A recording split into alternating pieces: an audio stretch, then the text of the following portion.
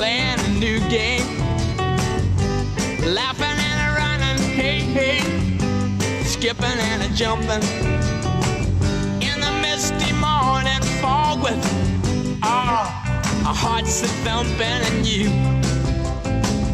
my brown-eyed girl,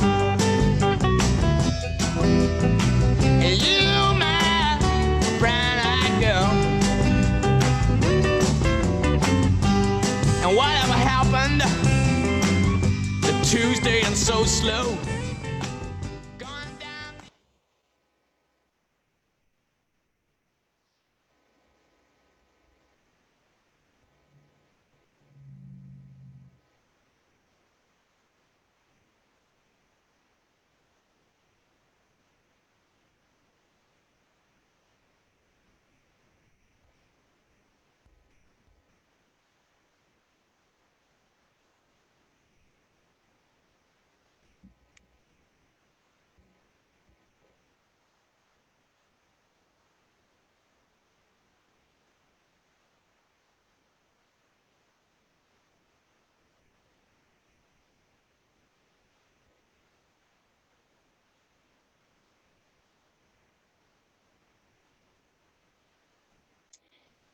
Hi, everybody. Thanks so much for joining us for this second edition of Lunch with Lawmakers. And when we say that we would love for you to join us to have lunch virtually, we really mean that. Here's my sandwich, and it's good. I've already eaten half of it already, so I'm going to look forward to the other half. We are so glad you're with us, everybody. My name is Hannah Horn. I'm the Vice President of Public Policy and Programs here at the Chamber. And this is this is the second out of 7 of the candidate interviews that we'll be doing. So today we have a great discussion with Bill Herb Kurzman and Mitch Siegel. They are the candidates who are running for the South Carolina House District 118 seat. That is in the Bluffton area. And I believe that we have a calendar of the upcoming seminars as well. We would love for you to tune into. Next week, we have Representative and the incumbent Republican Jeff Bradley and Christine DeVries, who will be on the call live. And again, that is next Tuesday. Following that, we're going to have the South Carolina Senate District Seat 46 between the incumbent Republican Tom Davis and Nathan Campbell. Following that are really interesting. Now, those two are going to be 30 minutes. These have traditionally been 30 minutes, but on Tuesday, October the 13th, if you would block off an hour long for us, because we're going to actually have all 3 of those town council seat wards that are opening up. We're going to have 20 minutes with each of those candidate forums. So 20 minutes for District 1, 20 minutes for District 3, and then another 20 making up the hour. So that's going to be a little bit of change up. But we go all the way up until Election Day, ending with the Democratic incumbent for Congress, and that is Joe Cunningham. So again, if you've registered for one of these, you've registered for all of them, and we really appreciate you being here today. We are also streaming live on Facebook, so you can always go back and watch this, or if you'd like to share it on your Facebook page right now, we really appreciate getting out the word. You know, these candidates, if you think about it, in this era of COVID and continuing to social distance and not having large crowds or group, it's really difficult for them to get out their message and to talk about the issues with their constituents. So we're just doing what we can to be able to introduce them to you, and in many ways reintroduce them to you after perhaps they've been elected once or twice or maybe have run before. So today is absolutely no different. We would love to introduce you to a new candidate for public office, and that is a Democrat. His name is Mitch Siegel, as well as the incumbent, Bill Herb Kurzman. And because of their schedules, and specifically Representative Herb Kurzman being in Columbia for the called upon legislative session dealing with the budget and COVID spending, we did pre-record this just a couple of days ago. Listen in, the chat box is going to be active. Please weigh in on the topics and issues as they discuss it. It's a great conversation. And we will begin that video. I'll come back and wrap it up in about 30 minutes.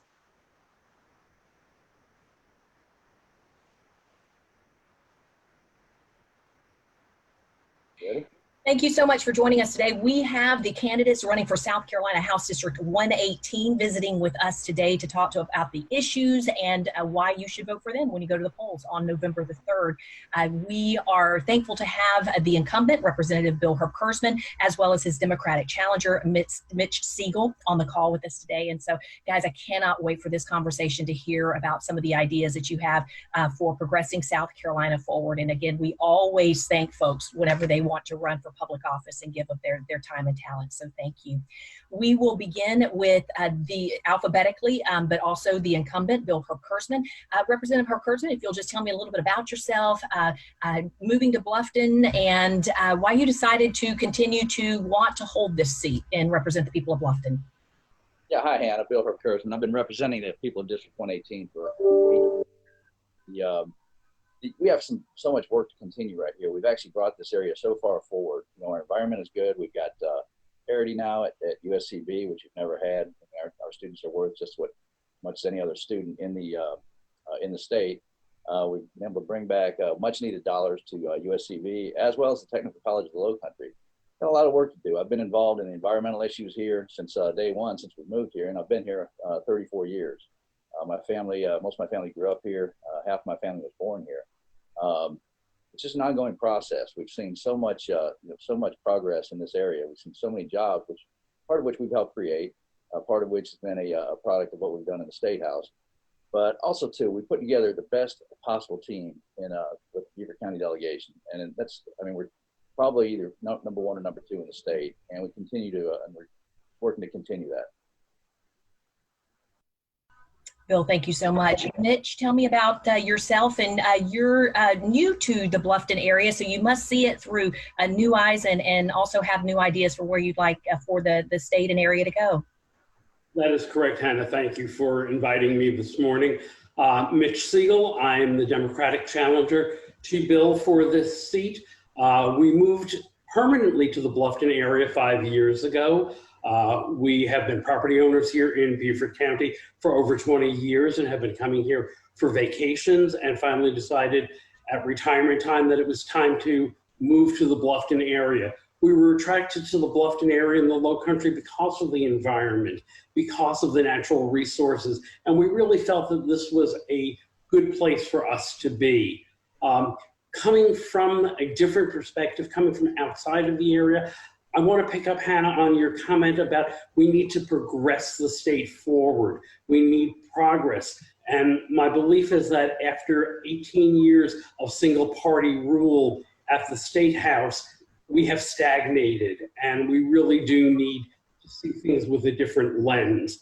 I truly believe that we can be better than we are.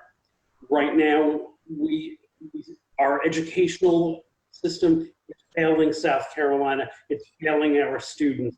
And I really think we need to take a full comprehensive look at what's happening. So that's where I'm coming in. Bill has not had a Democratic challenger in 18 years. And I think the people of the district deserve to have a choice. They deserve to hear different ideas from both Bill and myself. And then they can make the decision where they feel they want to go. So thank you for inviting me. Gentlemen, glad to have you both here, and I look forward to the discussion on the issues here to come. Prior to today's discussion, I sent you all a list of priority issues for our membership, and you all having those in advance, not having any scripted questions in advance, but again, just the issues, and we'll go down those in importance. And because Bill began the first, we'll just ping pong between who begins first and ends the conversation. Mitch, we'll begin with you. The number one issue that our membership said was important to them on the state level was the issue of economic development. Given your new insights, or as you mentioned, wanting to progress the state, what does a new progressive economic development look to you? What have we done right? What do we need to do? Well, as a former retired healthcare consultant, I come from a different perspective. I'm looking at this from economic development, from a public health perspective. And right now, as of this morning, the state DHEC reported 131,000 cases of COVID in South Carolina, almost 3,000 deaths. And to me, there can be no economic development on the table until we get this disease under control. We cannot have a tourism or a hospitality industry when you have people who are afraid to come here. You know, we can always restart any economy after COVID, but with the deaths that occurred, what we can't restart are those people who have died as a result of COVID. You know, we've lost so much economic impact because of these 3,000 deaths. If you look at them and if you were to put a monetary value to them of, say, $50,000 a year, per person at, 20 years for the average person, you're looking at probably $1 million, $2 million in lost wages to families. That's just, to me, unacceptable. And I believe that we need to get this under control before we can actually move forward. We can always restart an economy. Look at the Great Recession.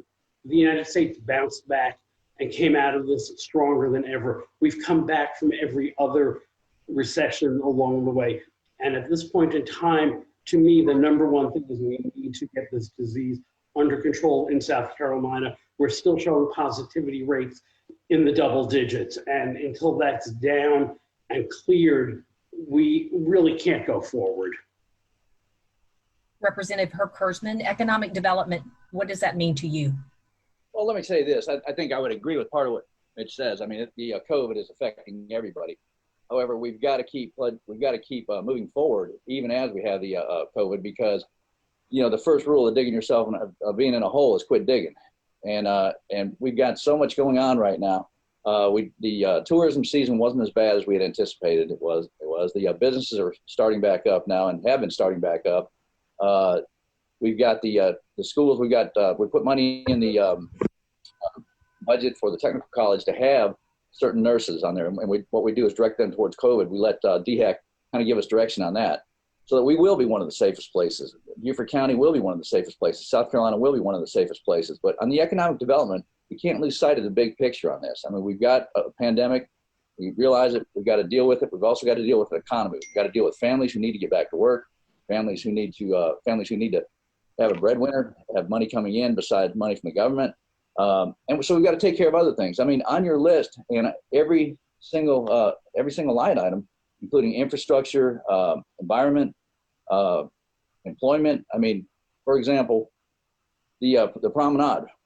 We developed that. We've got 39 businesses in here and over 800 employees that work over here as a result of hard work. Those people are back to work. A lot of those are back to work right now. They're taking safety measures and they're back. And that's what we've got to see more of. We've got to get our hands around this, get our arms around this, make sure that we know what we're doing as far as the COVID is concerned, and then do the best that we can. I think what we're showing right here is if we keep our environment clean like we've done, if we keep the education levels in the especially in the tech schools and USCB, and then fund the teachers, I think we're going to see the economic development we have. What we need with economic development is also, though, is the workers. We need the people down here. So if we can stay on this topic for just a second, unpack it just a little bit. Mitch, what would be your ideas or plans for creating jobs, sustaining jobs, or diversifying our economy in the area? Sure. To me, that comes down to education and infrastructure. Right now, depending upon what you look at, what study you look at, South Carolina ranks 48, 49, or 50 out of 50 at the bottom of the barrel for the quality of our education. We have a state constitution that says all we're required to provide is a minimally adequate education to the children of South Carolina. How are we ever going to attract the Googles, the Amazons, the high-paying jobs, the skilled jobs to South Carolina when we educate our children to minimally adequate standards? That will never happen.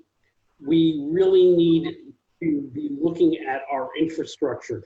Right now, at least here in the Low Country, our infrastructure is inadequate for the number of people that are here currently and are continuing to come as we build additional housing developments all through the 170 corridor here. In the event of a natural disaster, a major hurricane, everybody has to flood out on two roadways through Bluffton, from Hilton Head through Bluffton into Hardeeville in order to evacuate. That's just, it's ridiculous. And if we don't have the infrastructure to support business as well as our residents, we're never going to get there. We talk about the environment. Well, in the past 20 years, the May River fecal coliform levels have risen 3,400%. That's due to infrastructure not keeping up with the demands of the area. So I think that we really need to be looking at both the infrastructure, we need to be building that, we need additional roads, but we also need the people who live here involved in setting priorities for that infrastructure. We can't just come in and say, we're going to bulldoze the area, we're going to do this. We need to involve the community in what is needed for the area. Bill, your thoughts on, again, supporting business, small business, retaining jobs, attracting new talent to the area in regards to economic development? Well, I think you have to have, I mean, we do have Google here, we do have Amazon here. They've come because the environment in this state is very favorable. We've got a good tax environment. We've got our education now is, we're moving forward, especially on the higher ed. Lower ed is a problem in its own. K through 12 is a problem in its own that we're working on with teachers. The corridor of shame has been what's been drawn down. It's going to be we're hoping to make that the corridor of fame. But with the small businesses, right, the environment here, especially in the low country, is critical. I mean, I've been to 88 beach sweeps and river cleans and all that. And Mitch, you're welcome to come anytime. But it does take everybody to do that. It takes the citizens. I mean, I've seen so many citizens. And what's interesting, Hannah, is the last one I was at, we had more kids that were under 12 at the river cleanup than I've ever seen before. It was packed. We're able to address the Port Royal Sound Foundation, the clean water in Beaufort, but we've got to provide that environment. You know, I think what was big was when we got we're in the aviation corridor right here between Savannah and Charleston, between Boeing and Gulfstream, and we've got businesses that we heard of another business last week that's coming in the aviation corridor. But what we need is the tech schools to be able to train them. But we also need USCB to help out with that too. USCB has got their own environmental program right now. And again, we brought parity up to the kids in Beaufort and Jasper County in the low country to be able to put those kids into school and let them be excited about school, let them be excited about it. And then open the environment, open the pathway for small businesses to come and to be successful. You know, there's not a whole lot of businesses in Beaufort County that have failed other than through this pandemic. I mean, if you see people in Bluffton and Hilton Head, they're thriving, and they're thriving greatly. And that's why the chamber has been so strong and so, such a big part of this. So I think what we're doing is right. Can we improve on it? Oh, yeah. But I think what we have to do is build on what we've based so far and keep going forward. Bill, the second issue of importance to our membership was that of infrastructure. And we talk a lot about the Highway 278 corridor in your particular area and district. That 170 corridor needs a lot of attention. That area from Argent Road to 278, the numbers are staggering at the growth in that particular area and what needs to happen. Other areas of infrastructure, I-95, I know it all comes back to economic development, it comes back to jobs, but what are your thoughts about improving or changing the infrastructure for the better in our area? Okay, I think that's a great question. I think what we need to do is stay the course. As you've seen with the Beaufort County delegation right now being one of the top two in the state, you've seen Highway 17, you've seen the improvements on 17, you've seen on Highway 46 that's just finishing up, Highway 278 is on the books. We've been able to move those from a high number down into the low teens as far as priority projects. And it's due to the hard work of the delegation on that. I mean, I can't take all the credit for that, but we've been a big part of that. Being on Ways and Means, we see where the money goes, and we also know what the performing assets are.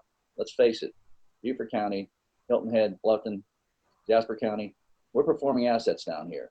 And we've got to feed the performing assets in order for tax revenue locally and in the state. So so putting the priority list, putting our projects on the priority list and moving forward has been a big part of what we've done, and the results you can see daily. Mitch, you mentioned a minute ago about infrastructure and specifically mentioned the 170 corridor. What other projects or areas of concern do you have, and how would you go about changing that in the infrastructure topic issue? Sure. In the past 20 years, I've seen an incredible change in the 278 corridor. I remember traveling down here when, the interchange 8 didn't even exist. When we would fly into Savannah and have to drive the back way through the National Wildlife Refuge in order to get to Hilton Head. But as it grows, what we're seeing is it gets more and more crowded.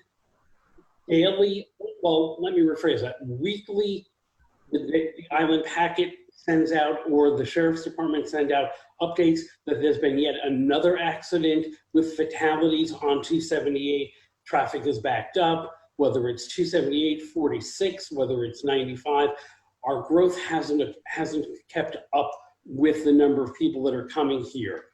When on a Friday afternoon in normal season, it can take you an hour to get from Bluffton to Hilton Head. It says that our infrastructure is inadequate.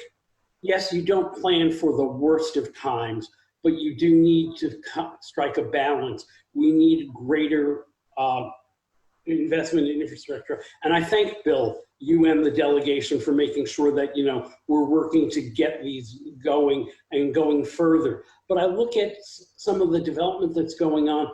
There's a 700 home development going up by Cahavnanian, you know, on the 1746 traffic circle, 17046 traffic circle.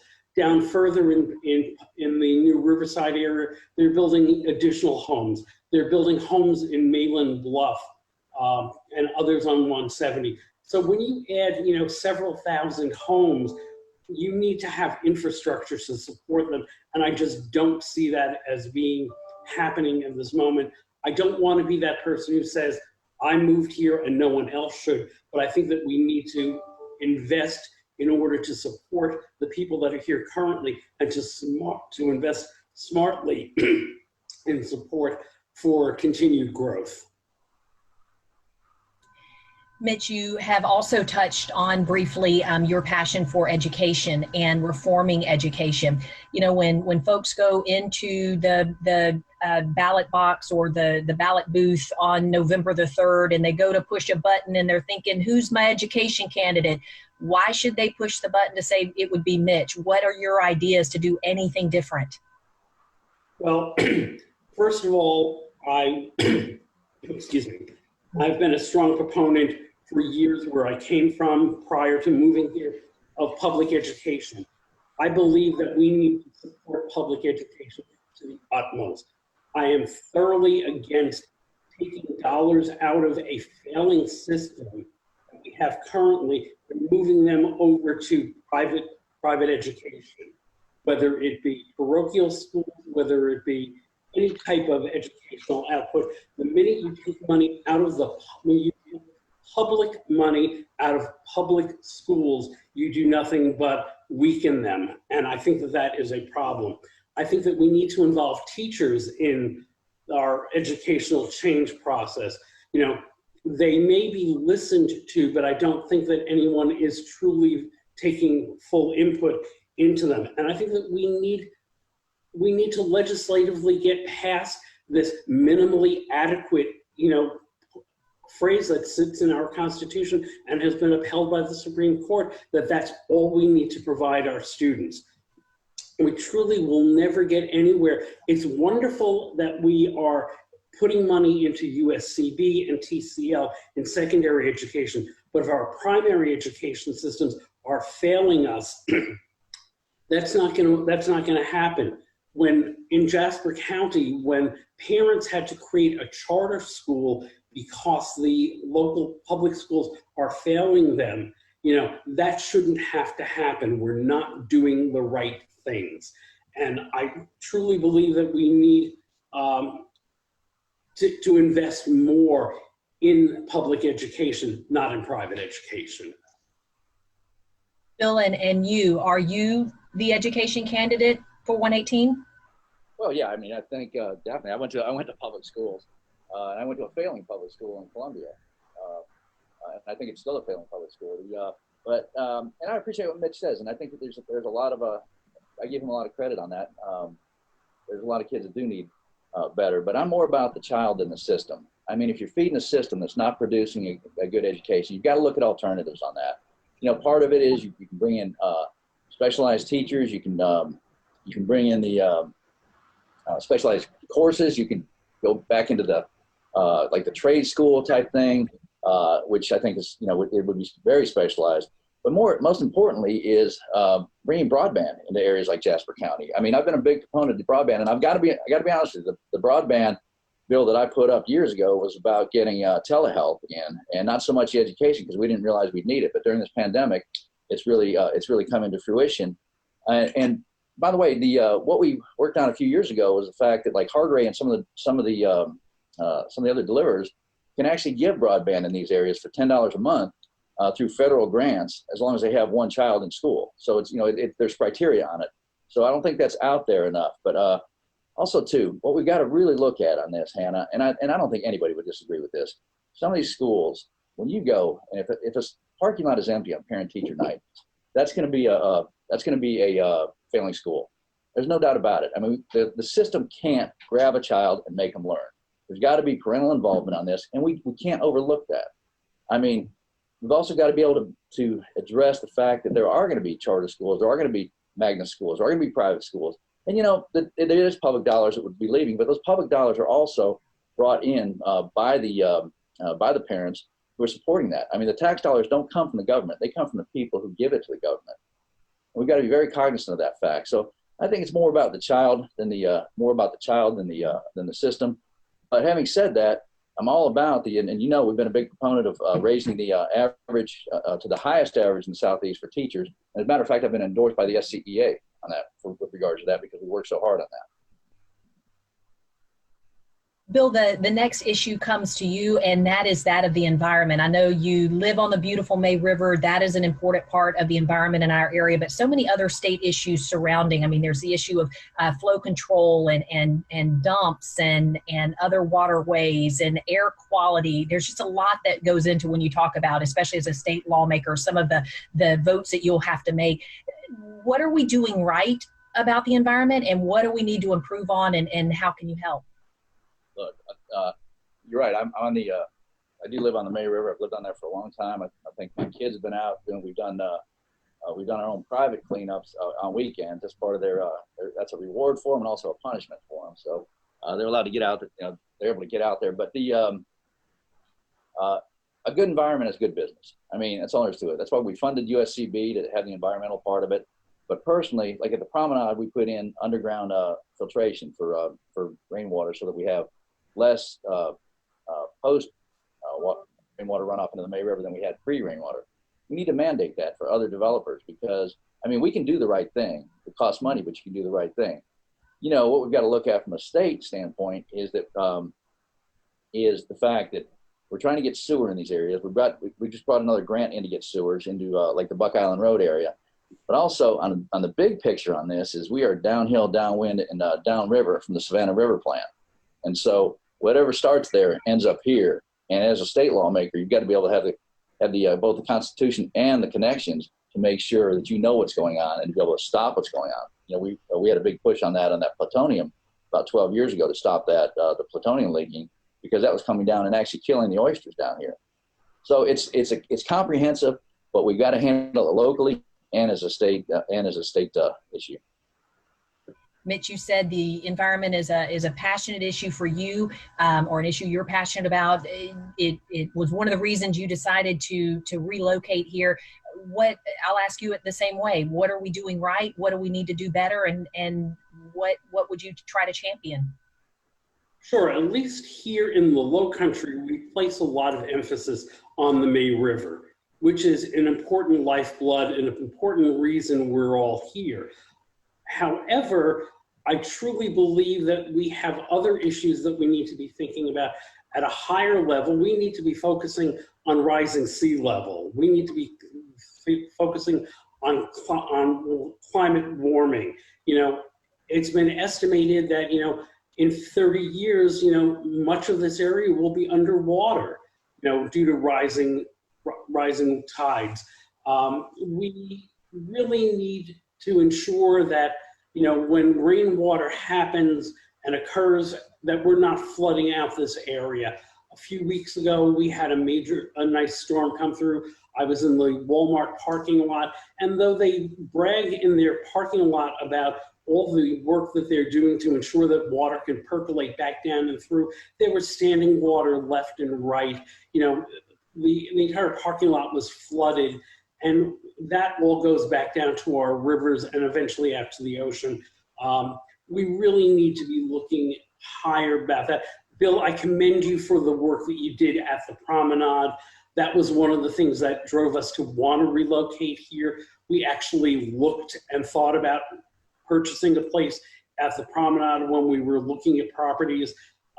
So I think you did a great job down there, but I think that we need to expand that to every business. You know, that needs to be a requirement. That shouldn't be as Bill said, you know, we did it because it was the right thing for us. It needs to be something that everyone is required to take care of. You know, we need to ensure that all the old cesspools and homes that are not covered by sewers are moved out to sewage as quickly as is possible. There are whole areas, you know, whether it be on Hilton Head, in Bluffton, in Jasper County, that don't have sewer hookups, and that is so critical to the area.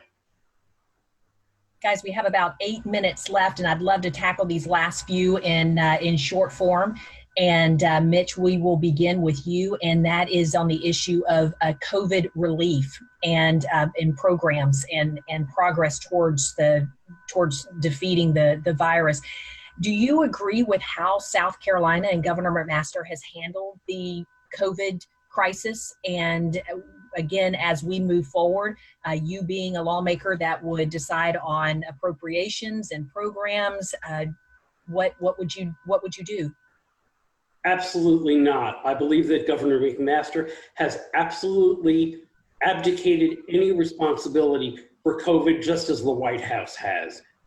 The governor says that we cannot mandate masks in public and that we can't enforce that. Well, we mandate that people use seatbelts in their cars. We mandate that they don't smoke in public, in public spaces. You know, what is the difference?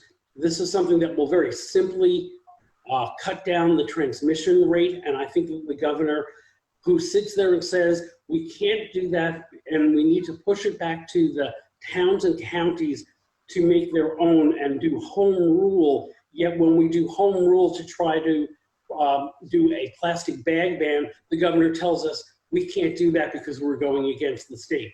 We either have home rule or we don't have home rule.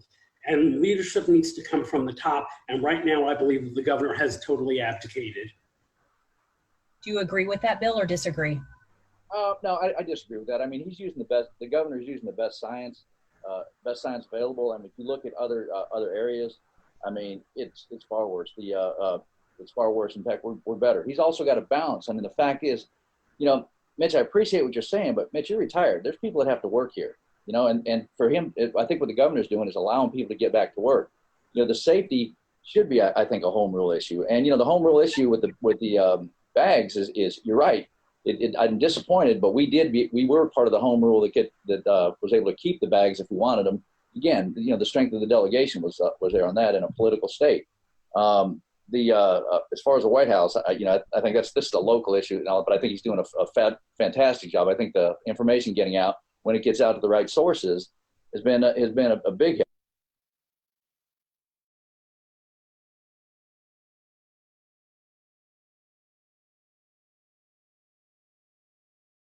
help on that. I think the COVID-19 money, the funding has come down through. It's come through quick. It's been dispersed in the right way. I've been on Ways and Means. We've been able to situate that money and to actually expedite the money to the people that need it. And we just passed another bill yesterday helping some of the smaller businesses on that and some of the families that are coming through. So, you know, I think we differ on that, but I totally respect Mitch's views on that. But I think that having seen it from the Ways and Means down, I think it's a little bit different picture. And finally, let's talk about tax reform. Oh goodness, we needed a whole 30 minutes just for this one topic. We're talking corporate taxes, property taxes, personal taxes, business license taxes. Bill, do you believe that there needs to be reform in the South Carolina tax structure? And are any of those more important to you than another that you'd like to work on if voted into a next tenure? Yeah, Hannah, absolutely. I mean, I think we'd all agree, even the best states need tax reform because as things change, as businesses change, as the profit margins change, as you get mail order instead of a brick and stone store going, you know, the whole tax structure has to change. I mean, our property taxes are low here, which attracts a lot of people, which we're glad to have. down here. However, the Act 388, which originally came out of the House, had a 2-cent tax on there, so it wouldn't affect the secondary homeowners. When it left the Senate, it had a 1 cent, which now is being a detriment for for businesses down here and for second homeowners. Just actually people that rent. People that rent people that rent instead of owning homes. The tax structure, the sales tax, we've been able to take the sales tax off of food and pharmaceuticals, which I think is critical for all of our folks in South Carolina. And it's been very inviting for other people to come down here and to live down here, and I think they're enjoying it. The state tax, I think we still need to work on. I think Florida's got a good model on that, and we're trying to model a little bit after that. But for every dime you take away, you've got to either figure out where another dime comes from, or you've got to cut the budget a dime. Now we can all cut the budget. I don't think we have a taxing problem. I think we probably have a spending problem here in every state in the country. However, I think the tax reform needs to not come from the legislature in itself. It needs to come from the business owners, the schools, the teachers. Everybody needs to be a part of that conversation. It's a difficult dialogue, no doubt about it. Mitch, of all of those different types of taxes, is there one that stands out to you that you would like to reform the most, or where you see the biggest problem area that you'd like to try and solve? Sure. To me personally, the biggest problem that I see facing South Carolina are property taxes. As Bill alluded to, and very well, Proposition 388 really made a mess of what is going on and how we fund our schools. We rely on businesses, we rely on second homeowners, out-of-state homeowners to fund our public schools. We don't sit here and have taxes on local properties to support our schools. We don't even support capital improvements on our schools. That has to go to referendum. And that's just, to me, that's such a mistake. As far as taxes go, property taxes, I think some people may argue that they are too high, but having moved from the Northeast, where I had a home that was half the size of what I have currently, that it was a condominium, not a freestanding home, and we paid about $100 less than we pay here in South Carolina for our property taxes. I think that we are undervaluing the properties in the area. I think that we are actually doing a disservice by the way we are taxing. We really need to look at a more comprehensive view about what that means to people, what the taxes are, what people are paying. I just don't think that I think homeowners are getting a ride that then falls on whether it be an apartment renter or someone who owns apartments. They're paying higher taxes on their properties than I am, and I don't think that's right. I think that we need to look at making it more equitable across the board. In the last 30 seconds, a minute that we have, Mitch, we can start with you. Again, take about 30 seconds and tell us, wrapping this up, why folks should vote for you. Sure. I am looking forward to your votes in November, or actually starting October 5th for absentee voting. I am here running because this area has changed immensely in the past 20 years. In the past 10 years, Bluffton's population has almost doubled. Hardyville has grown 140%. We have whole housing developments that didn't exist 10 years ago. And I think that after 18 years in office, I respect what Bill has done, but I believe the people need an option, they need choice, and I'm here to provide that. And what about you, Bill?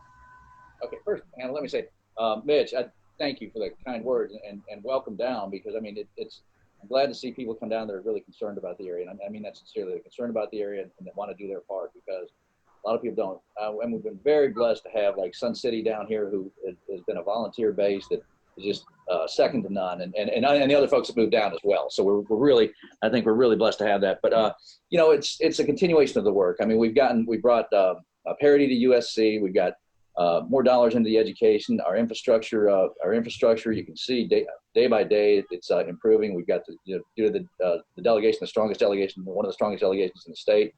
I personally, for chamber members, well, I was Bluffton Chamber of the Year. I made Bluffton Businessman of the Year, but that's because I've had over 700 people on payroll before.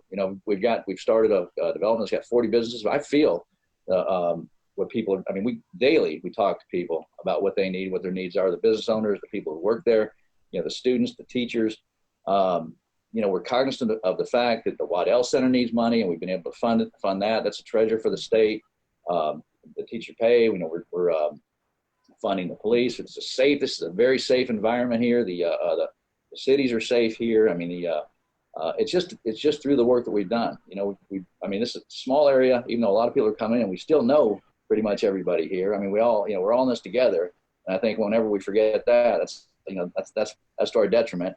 But just the fact that we've done such a remarkable job with taking this delegation from being one of the least powerful ones in the state to one of the ones with the most influence, and rightly so. It's Beaufort County and Jasper County. It's our time. I think I ask you for your vote on, as Mitch said, from October 15th on, and let's keep a good thing going. Gentlemen, I have thoroughly enjoyed the conversation today on the issues without the rhetoric, which is so incredibly important in today's political world. You're both incredibly thoughtful and kind, and we wish you both the best of luck come November the 3rd. Thank you.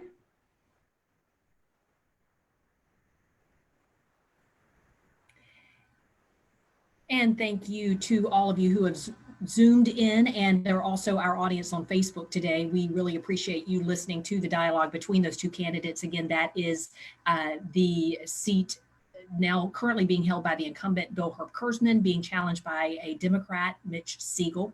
We have a number of other candidate forums coming up. Like I mentioned, if you're just joining us the next Tuesday at noon, we have the incumbent Jeff Bradley along with Christine DeVries, who will be joining us at noon for a live forum. Hope you'll join us then. We also have a lot of upcoming events here at the Chamber. Our weekly town hall is held every Wednesday morning beginning at 9:15. You can log into a Zoom link on that as well as through our Facebook page, and it's also on the Beaufort County channel.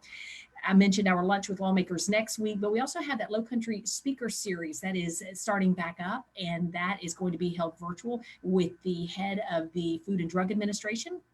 And then the Chamber Coffee Chat, meet some of your fellow Chamber friends and partners. I know that that's always a fun time with our membership director, Ashton Harmon. We are so glad you're with us today. Have a wonderful rest of the day, a wonderful rest of the week, and we will hear you and hear from you tomorrow on the Teletown Hall.